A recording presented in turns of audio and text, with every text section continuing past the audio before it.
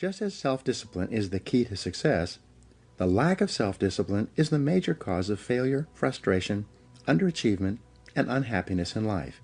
It causes us to make excuses and sell ourselves short.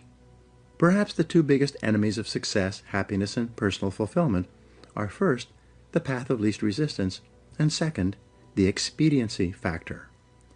The path of least resistance is what causes people to take the easy way in almost every situation. They seek shortcuts to everything. They arrive at work at the last minute and leave at the first opportunity. They look for get-rich-quick schemes and easy money. Over time, they develop the habit of always seeking an easier, faster way to get the things they want, rather than doing what is hard but necessary to achieve real success. The expediency factor, which is an extension of the law of least resistance, is even worse when leading people to failure and underachievement. This principle says, people invariably seek the fastest and easiest way to get the things they want right now, with little or no concern for the long-term consequences of their behaviors.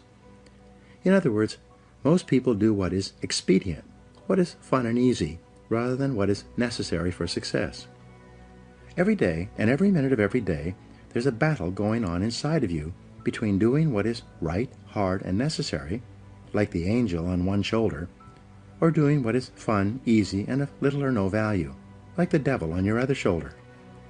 Every minute of every day you must fight and win this battle with the expediency factor and resist the pull of the path of least resistance if you truly desire to become everything you are capable of becoming. Take control of yourself.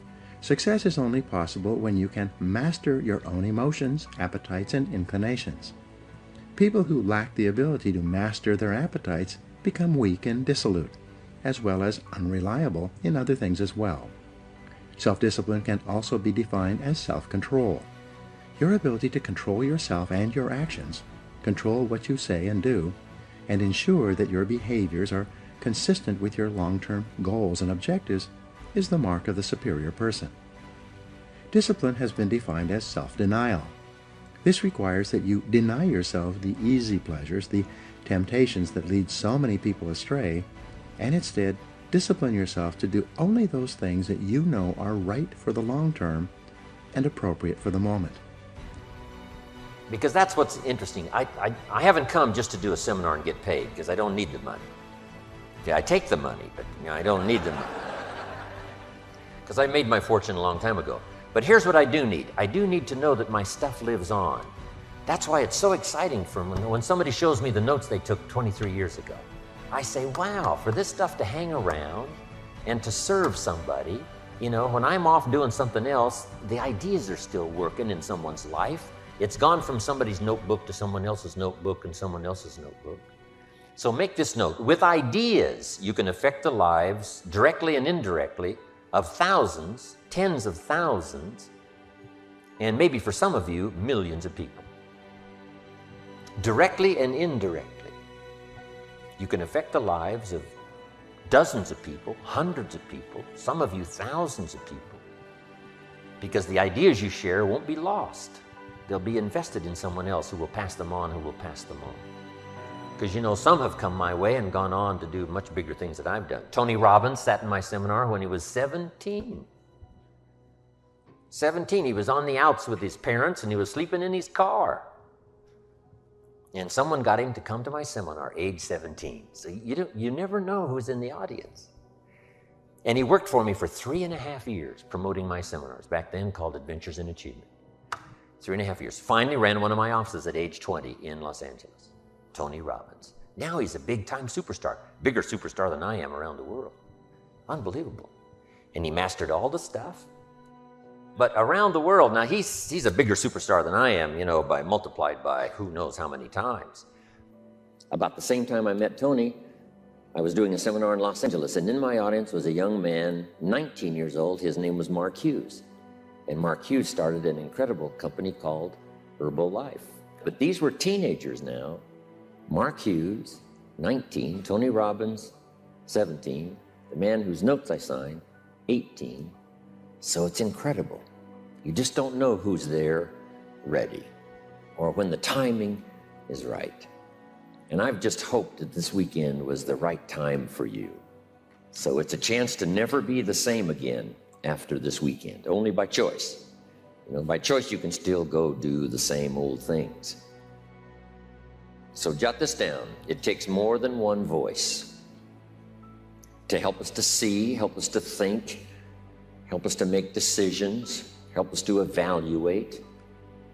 It takes a variety of personalities, messages, points of view, the weight of experience. If it comes from several sources, it can be just incredibly valuable when you sum total it. And I'm just happy to be part of this sum total of good voices for the weekend. See, that's very exciting for me.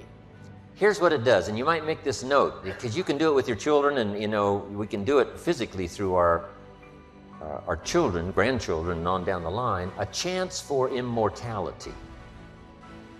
Another chance for immortality. When your ideas live on, your influence lives on in someone else, and then the next generation and the next generation.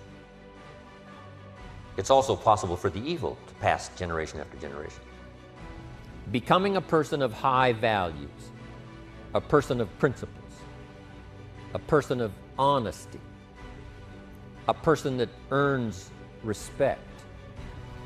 That kind of character within yourself, that people see you as honest, as fair, willing to do the right thing, willing to be helpful, but always willing to walk the center line, not to pass the line. Vitally important. Building and developing your own character. Now here's another one. It's called self-discipline. Self-discipline, all of us have a challenge with that. Because sometimes it's easy, and especially if you're working hard, doing the best you can, it's easy sometimes to let up and let it go. But if everybody will have the discipline to say, I will do the best job I can. I will make mistakes, of course, because we're all human, but I'll try to remedy those mistakes and do the best job I can. That kind of self-discipline that understands how important your part is in all of the functions that work.